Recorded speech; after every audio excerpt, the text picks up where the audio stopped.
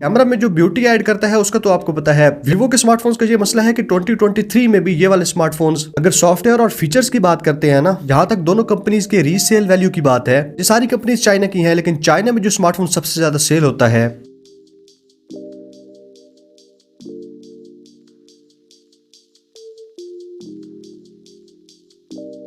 Hello everyone, कैसे हैं आप सब लोग। अक्सर मुझसे कमेंट सेक्शन में पूछते हैं कि वीवो के स्मार्टफोन्स बेहतर होते हैं या ओप्पो के स्मार्टफोन्स।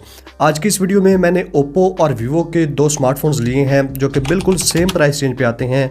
इन दोनों का कंपैरिजन करके चेक करेंगे कि कौन से डिपार्टमेंट्स में ओप्पो के मोबाइल फ़ोन ज़्यादा अच्छे हैं और कौन से ऐसे डिपार्टमेंट हैं या कौन से ऐसे लोग हैं जिनको ओप्पो को छोड़ के वीवो के स्मार्टफोन्स परचेज करने चाहिए। अब कंपेरिजन के रिव्यू के लिए मुझे ये दोनों स्मार्टफोन्स वकार मोबाइल शॉप वालों ने प्रोवाइड किए हैं, तो अगर आप जंग सिटी से बिलोंग करते हैं तो उनकी शॉप को डेफिनेटली चेकआउट कर सकते हैं। आपको मुनासिब रेट पे बॉक्स पैक और सेकंड हैंड दोनों तरह के स्मार्टफोन्स देखने को मिल जाएंगे। इससे पहले मैंने इन्फिनिक्स और टेक्नो के स्मार्टफोन्स का कंपैरिजन कर रखा है, वो वाली वीडियो देखना चाहते हैं यहाँ पे क्लिक करके देख सकते हैं। डिस्क्रिप्शन में भी उस वीडियो का लिंक देखने को मिल जाएगा। सबसे पहले वीवो वर्सेस ओप्पो, इन दोनों कंपनीज के उन एस्पेक्ट्स की बात करते हैं जहाँ पे दोनों मोबाइल फोन दोनों कंपनीज बिल्कुल सेम है। सबसे पहली चीज जो ओप्पो और वीवो में सेम है वो ये कि इनको जो कंपनी बनाती है, हेड कंपनी दोनों की सेम है, यानी कि दोनों स्मार्टफोन्स वीवो, ओप्पो, रियलमी, ये सारे स्मार्टफोन्स एक ही कंपनी बीबीके इलेक्ट्रॉनिक्स मैन्युफैक्चर करती है। सिर्फ आगे से चीजें डिफरेंट की हुई हैं डिफरेंट लोगों को टारगेट करने के लिए। दूसरी चीज जो दोनों स्मार्टफोन कंपनीज की सेम है कि ये ज्यादातर ऑफलाइन मार्केट को टारगेट करती हैं, यानी कि ऑनलाइन जो है इनकी रियलमी और उस तरह के मोबाइल फोन सेल होते हैं,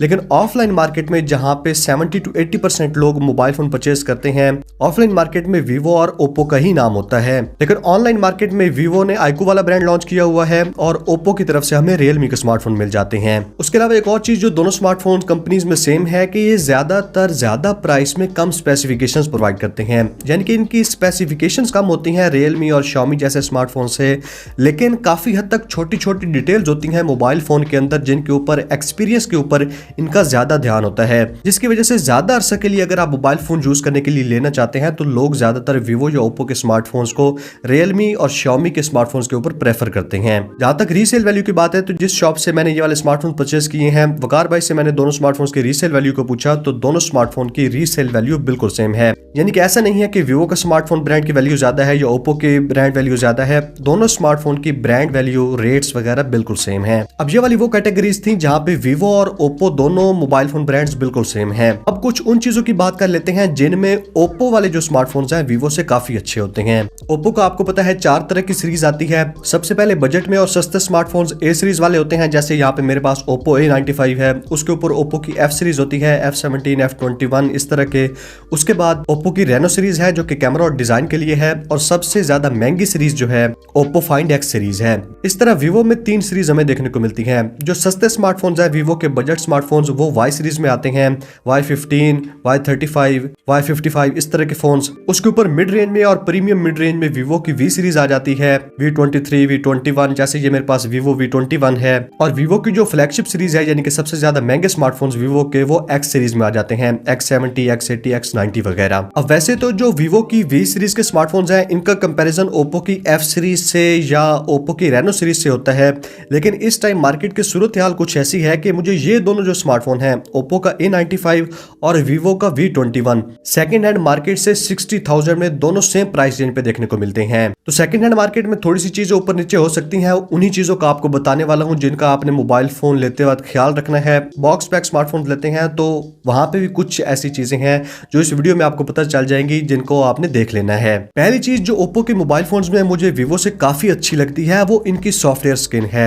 जो कलर ओएस ओप्पो के स्मार्टफोन्स में हमें देखने को मिलता है ये काफी आउटस्टैंडिंग, काफी खूबसूरत स्किन है, काफी मॉडर्न से लुक देती है। इसकी कस्टमाइजेशन के फीचर्स काफी अच्छे हैं। जो इन्होंने कलर ओएस 13 के साथ नया लुक दे दिया है कंट्रोल पैनल को, उसके अलावा सेटिंग्स में, वो आउटस्टैंडिंग है, यानी कि फीचर्स भी काफी ज्यादा प्रोवाइड करते हैं, कस्टमाइजेशन के भी फीचर्स ज्यादा हैं। तो ओवरऑल सॉफ्टवेयर स्किन जो फीचर्स वगैरह है या कस्टमाइजेशन है उसके मामले में ओप्पो के स्मार्टफोन्स यूज करने में ज्यादा इंजॉयबल लगते हैं। आप इनकी स्किन से बोर नहीं होते, इनकी स्किन काफी अच्छी है। जबकि दूसरी तरफ अगर वीवो की बात करते हैं तो ये बिल्कुल अपोजिट अप्रोच में है।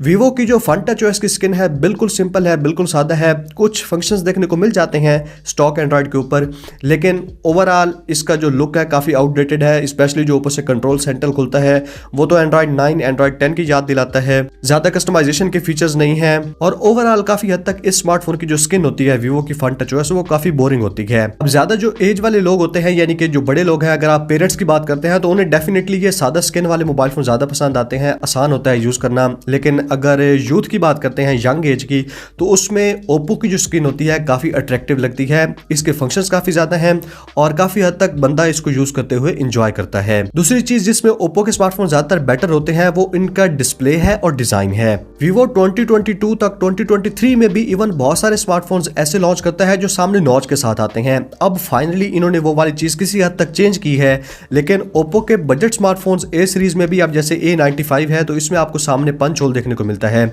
जबकि Vivo V21 जो है इस स्मार्टफोन में आपको सामने नॉच देखने को मिलती है। ऑल्दो उसका बेनिफिट क्या है वो आगे चल के बात करते हैं, जिन डिपार्टमेंट्स में Vivo बेहतर है, लेकिन फिर भी हाथ में होल्ड करने में और डिजाइन की बात करते हैं, ओवरऑल ओप्पो के स्मार्टफोन्स डिजाइन की वजह से काफी फेमस होते हैं और हाथ में ये वाले स्मार्टफोन्स काफी कंफर्टेबल लगते हैं। बैटरी और चार्जिंग स्पीड का वैसे ऐसा डिपार्टमेंट है जिसमें कुछ कहा नहीं जा सकता। दोनों स्मार्टफोन्स ही अपनी तरफ से, दोनों ब्रांड ज्यादातर फास्ट चार्जिंग देने की कोशिश करते हैं और बैटरीज भी अच्छी होती हैं, लेकिन ज्यादातर जो फास्टर चार्जिंग है, चार्जिंग स्पीड ज्यादा, वो वीवो के स्मार्टफोन में होती है और जो बड़ी बैटरीज हैं 5000 mAh के आसपास तकरीबन, ओप्पो के स्मार्टफोन ज्यादातर बड़ी बैटरीज पे फोकस करते हैं। उसके बाद उन डिपार्टमेंट्स की बात कर लेते हैं जिनमें वीवो ओप्पो से काफी बेटर है। तो पहली चीज इस स्मार्टफोन का कैमरा है। अगर आप कैमरास के लिए स्मार्टफोन परचेस करने चाहते हैं किसी भी प्राइस रेंज में, वीवो और ओप्पो में से कंफ्यूज है कि कैमरा के लिए कौन सा स्मार्टफोन लेना है, तो आप आसानी के साथ वीवो के स्मार्टफोन्स के साथ जा सकते हैं। ओप्पो अपने कैमरास में काफी हद तक ब्यूटीफाई कर देता है, ब्यूटी ऐड कर देता है। वो लुक हो सकता है कुछ लोगों को पसंद है, लेकिन अगर आप ओवरऑल कैमरा की फंक्शनैलिटी की, नेचुरल लुक की, कलर्स अच्छे हों, उन चीजों की बात करते हैं, डायनेमिक रेंज की बात करते हैं, तो वीवो के स्मार्टफोन के कैमरास काफी आउटस्टैंडिंग होते हैं। इस प्राइस रेंज में इन दोनों स्मार्टफोन्स की भी अगर आप बात करते हैं तो इस स्मार्टफोन पे ओप्पो A95 के कैमरा के स्पेसिफिकेशंस ये आपके सामने हैं। ये फ्रंट और बैक दोनों कैमरा से सिर्फ 1080p 30 FPS पे वीडियो रिकॉर्डिंग कर सकता है, जबकि इसी प्राइस रेंज पे वीवो का ये V21 फ्रंट और बैक दोनों कैमरा से 4K 30 FPS पे वीडियो रिकॉर्डिंग कर सकता है और बैक साइड पे आपको ऑप्टिकल इमेज स्टेबलाइजेशन भी प्रोवाइड की गई है। उसके साथ 8 मेगापिक्सल का अल्ट्रा वाइड लेंस है जो ओप्पो में आपको देखने को नहीं मिलता और ज्यादातर यही केस है कि ओप्पो में 2-2 मेगापिक्सल के बाकी दोनों कैमरास होते हैं, जबकि वीवो यूजफुल कैमरास प्रोवाइड करता है। और उसके अलावा जो सामने नॉच होती है, जैसे मैंने पहले मेंशन किया, नॉच का फायदा यह है कि इन स्मार्टफोन्स के जो सेल्फी कैमरास होते हैं काफी अच्छे होते हैं, बड़ा सेंसर साइज होता है, जिसकी वजह से आपको फ्रंट सेल्फी कैमरा की जो क्वालिटी है वीडियो की और फोटो की, वीवो के स्मार्टफोन्स में ओप्पो से काफी अच्छी देखने को मिलती है। तो कैमरास के लिए नो डाउट वीवो के स्मार्टफोन्स ओप्पो से काफी बेहतर हैं। और दूसरी चीज, अगर आपको मोबाइल फोन की परफॉर्मेंस अच्छी चाहिए, स्पीड अच्छी चाहिए, 2 से 3 साल तक आपने मोबाइल यूज करना है और उसमें आप चाहते हैं कि मोबाइल फोन स्लो ना हो बिल्कुल, तो उसमें वीवो के स्मार्टफोन में ज्यादातर प्रोसेसर अच्छा होता है, इनकी ऑप्टिमाइजेशन अच्छी होती है और स्किन जो है फ्रंट टच ओएस काफी लाइट वेट है, ज्यादा फंक्शंस ही नहीं है इसमें, तो उस वजह से ये वाले स्मार्टफोन्स आसानी से स्लो नहीं होते। तो यही वाले डिपार्टमेंट थे परफॉर्मेंस के लिए और कैमरास के लिए। ज्यादातर सेम ही प्राइस रेंज पे वीवो के स्मार्टफोन्स अच्छे होते हैं, लेकिन अगर आप डिजाइन डिस्प्ले की बात करते हैं या सॉफ्टवेयर स्किन की बात करते हैं, कलर ओएस की, तो वो मुझे ओप्पो की हमेशा ज्यादा पसंद आती है। उम्मीद है आपको काफी हद तक दोनों का आइडिया हो गया होगा। कोई क्वेश्चंस हो तो कमेंट्स में पूछ सकते हैं। Thank you very much, good bye.